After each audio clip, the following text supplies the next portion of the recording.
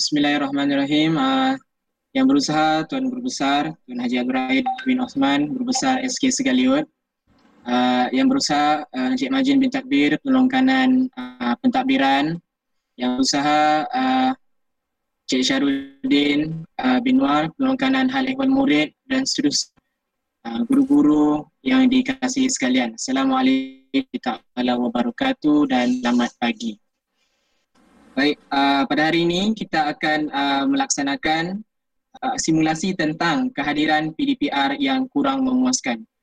Untuk itu, saya menjemput Tuan Guru Besar untuk memulakan hari ini. Terima kasih pengerusi tetap kita, iaitu Cikgu Azizul. Bismillahirrahmanirrahim. Assalamualaikum dan salam sejahtera. Alhamdulillah, hari ini kita dapat bertemu dalam mesyuarat melalui JM. Jadi tujuannya adalah untuk menyelesaikan tugasan dalam program TIS 25, di mana sekolah kita SK Segaliut telah tersenarai untuk kohort yang ke-6. Program ini merupakan program Kementerian Malaysia.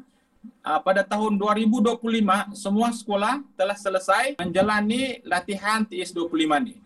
Untuk program kali ini, saya mempersilahkan menjemput Cikgu Majin selaku penolong kanan pentadbiran bagi memberi sedikit pandangan berkaitan kehadiran PDPR pelajar ini yang merosot. Terima kasih Guru Besar Tuan Haji Abdul Rahid. Assalamualaikum dan selamat pagi semua. Secara umumnya PDPR untuk sekolah kita SK Segaliut ni penyertaan murid melebihi daripada 60% lah setiap hari.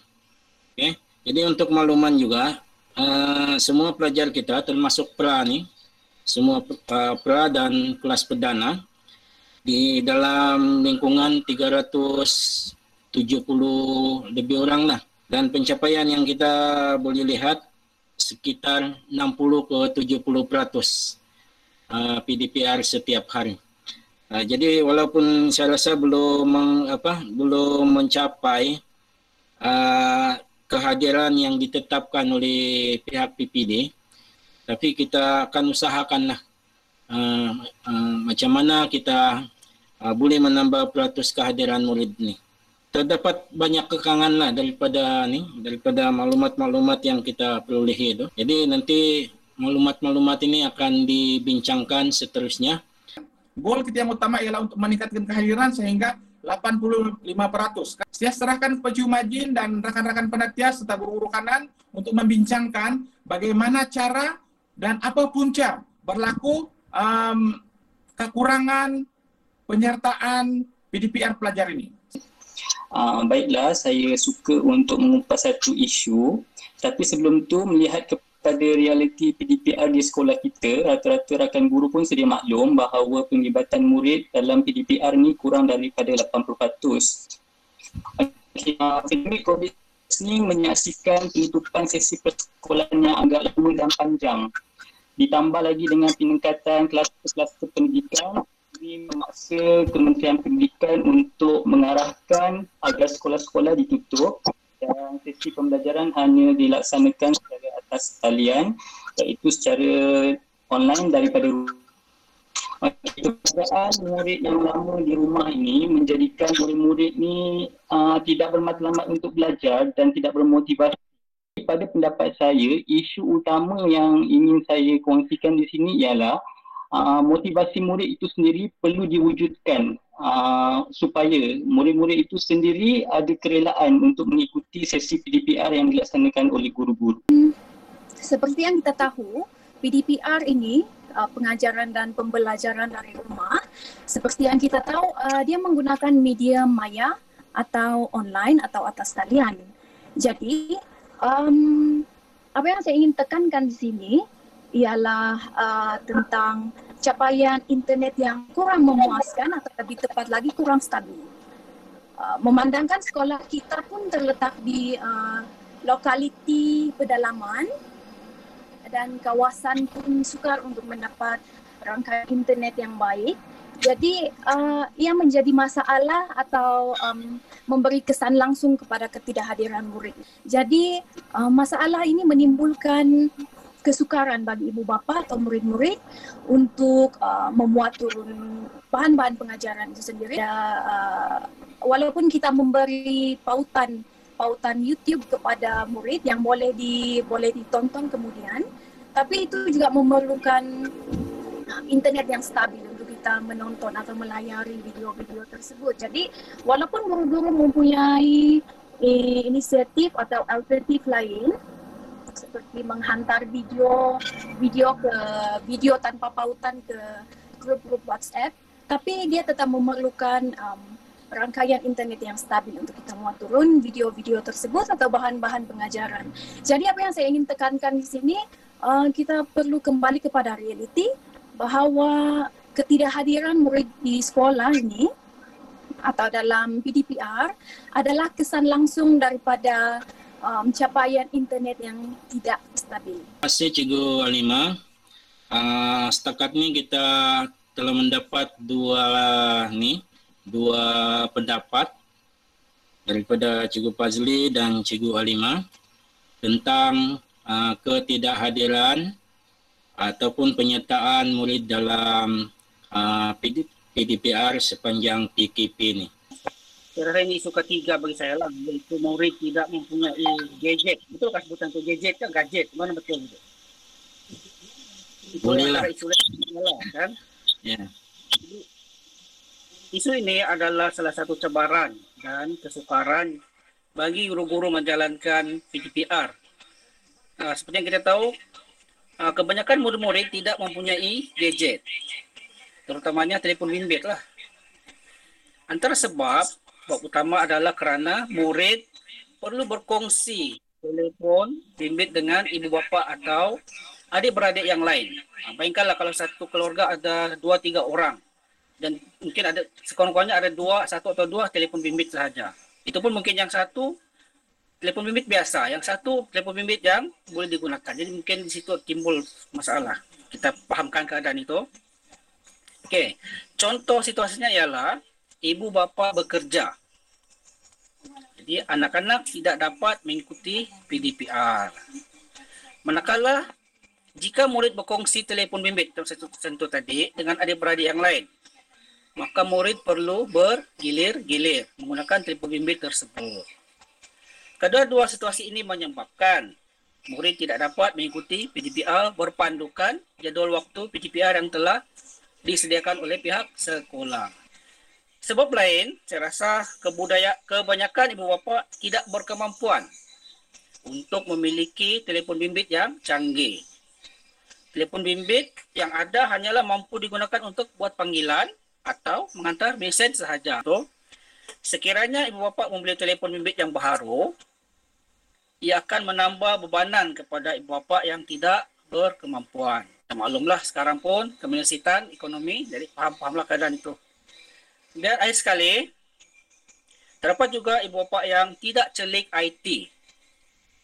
Maksudnya, ibu bapa tidak tahu menggunakan aplikasi yang ada di telefon bimbit seperti Telegram, Gmail, Google Meet dan lain-lain.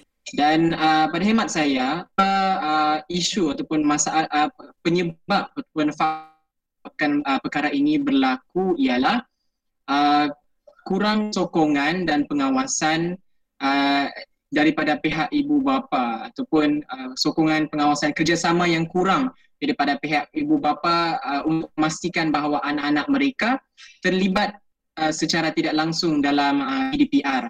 Saya dapati melalui pelaksanaan PDPR, walaupun terdapat murid yang telah berjaya, alhamdulillah berjaya menyertai PDPR dengan baik, namun terdapat juga sesetengah murid yang tidak dapat menyertai PDPR kerana sikap ibu bapa yang memandang enteng ataupun tidak cakna dengan perkembangan pendidikan anak-anak mereka.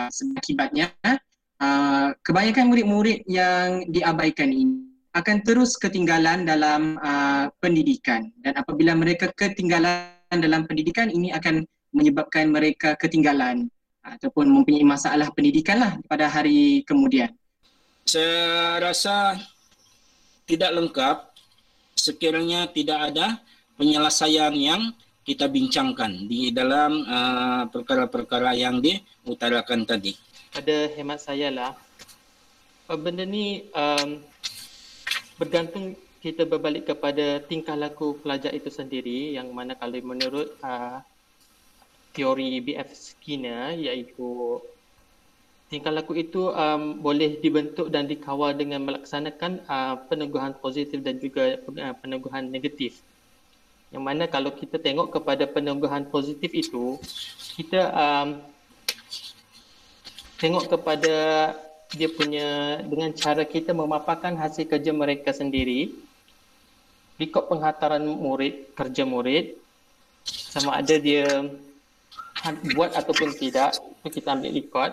Kemudian cara ini juga kita boleh jadikan sebagai satu aras yang mana kalau kita untuk peneguhan positif ini, kita jadikan satu penanda aras yang mana kita bandingkan murid yang hantar dengan tidak hantar itu sebagai satu alat pemangkin yang mana kita tunjuk kepada murid, okey, murid ini sekalian hantar dan murid ini tidak hantar. Jadi di situ akan timbul rasa malu. Bukan kita nak memalukan murid, tapi ini adalah sebagai dia pembakar. Kenapa aku tak buat? Kenapa aku tak buat? Dan satu lagi untuk positif ni, cikgu sendiri kena ada satu reward bagi dia punya ganjaran. Okey, untuk murid ini dia dapat sekian, okey, dan kita bagi ini sebagai dia punya hadiah. Manakala untuk peneguhan positif ini kita mewujudkan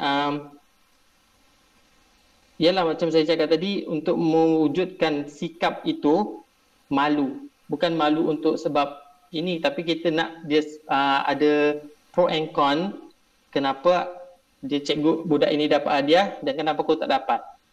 Itu dari segi saya lah, apa yang saya ingin sampaikan.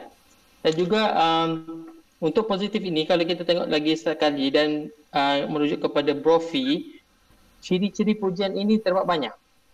Iaitu kalau kita memuji secara ikhlas, memuji secara cepat, tanpa pilih kasih, dan juga usaha, cuba jaya, memuji jawapan ataupun respon yang spontan. Okey, benda ni kalau kita tengok, okey, selepas budak habis kerja, kita puji. Budak buat kerja, kita puji. Budak jawab soalan exam, okey, markah dia sekian-sekian, kita puji. Bagi dia punya reward lah, ganjaran. Kalau untuk positif pula, negatif pula, kita kena ada satu cara. Contohlah, kalau musim sekarang kan PDPR. Kita tahu ada budak buat, ada tidak buat. Sebab apa? Di rumah ibu bapa yang jadikan sebagai guru. Sebab ibu bapa itu lebih panjang masanya di rumah berbanding kita yang sekarang ni hanya secara alam maya.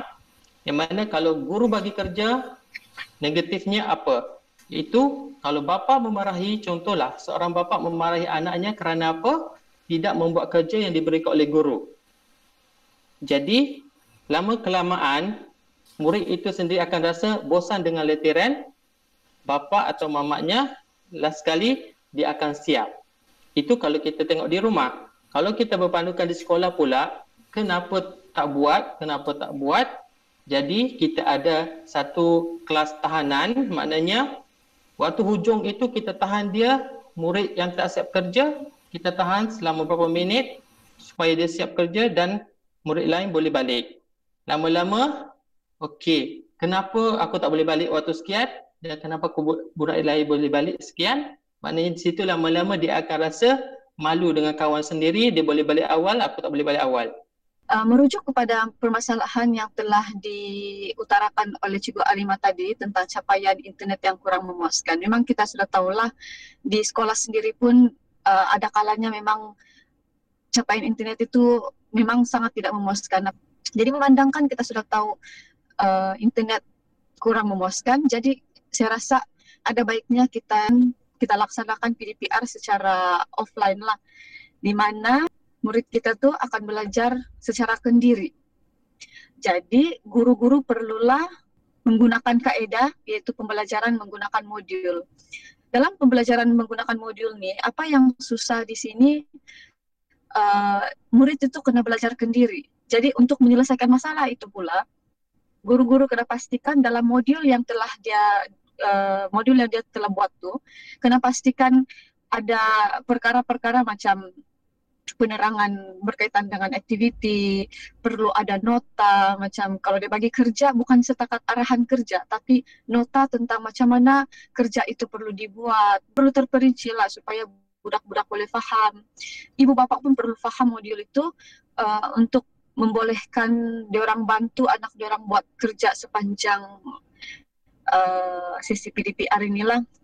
Dan pastikan juga dia ada pentaksiran. Modul itu perlu ada pentaksiran supaya murid tahu dia berada di landasan betul, ibu bapa pun tahu dan guru-guru sendiri pun tahulah yang murid tersebut melakukan aktiviti yang murid tersebut buat adalah menurut landasan yang betul. Jadi saya respon tentang tempoh masa penghantaran kerja PDPR. Masalah tadi kita berbalik kepada kita punya Google Form. Di sini saya lihat tempoh penghantaran PDPR itu di antara murid kepada guru sehingga 5 jam. Oke, contoh kalau kita hantar jam 8 pagi, contoh jam 2 kita minta mereka hantar balik kepada kita. Dan kita terus periksa secara langsung dan bagi komen di situ. Jadi pertama sekali apabila kita hantar PDPR itu kita berikan penerangan. Kita ajar sedikit tentang tajuk itu. Kalau guna modul kita guna penerangan melalui modul lah. Apabila kita guna buku teks, melalui buku teks, begitu muka surat berapa dan beritahu apa yang perlu dibuat oleh murid. Jadi cadangan saya di sini untuk penghantaran kembali PDPR yang kita kutip semula daripada murid itu, saya cadangkan karena kita punya pelaporan sehingga jam 9 malam juga, kita tunggu sehingga ibu bapa mereka pulang dari bekerja jam 5 petang itu. Apa yang perlu kita buat adalah kita toleransi di antara murid, ibu bapa dan guru yang berkenaan. Baik, bagi saya, pada hemat saya, isu kurang sokongan dan pengawasan yang kurang memuaskan daripada pihak ibu bapa ini boleh ditangani dengan menggalakkan kerjasama ibu bapa penjaga melalui satu program di bawah satu program iaitu program sarana ibu bapa ataupun PIBG, di mana melalui program sarana ibu bapa dan PIBG ini akan dilaksanakan tiap minggu, di mana kita melibatkan ibu bapa dan penjaga dan kita berbincang dengan ibu bapa dan penjaga apakah masalah yang dihadapi oleh mereka dan apakah langkah-langkah yang boleh diambil untuk mengatasi masalah-masalah tersebut. Satu lagi cara yang boleh kita lakukan, yang boleh kita laksanakan ialah kita memberikan anugerah mingguan ataupun anugerah mingguan kepada murid-murid yang berjaya menyertai PDPR secara berterusan dan secara konsisten sepanjang tempoh PDPR. Nama mereka akan diapungkan di dalam grup-grup rasmi sekolah dan di dalam Facebook sekolah yang menyatakan bahawa mereka telah menyertai PDPR dengan cemerlang pada minggu tersebut. Bagi menggalakkan kerjasama ibu bapa, kita selipkan juga nama ibu bapa mereka di dalam pengumuman tersebut. Jadi saya rasa atas pandangan-pandangan daripada rekan-rekan yang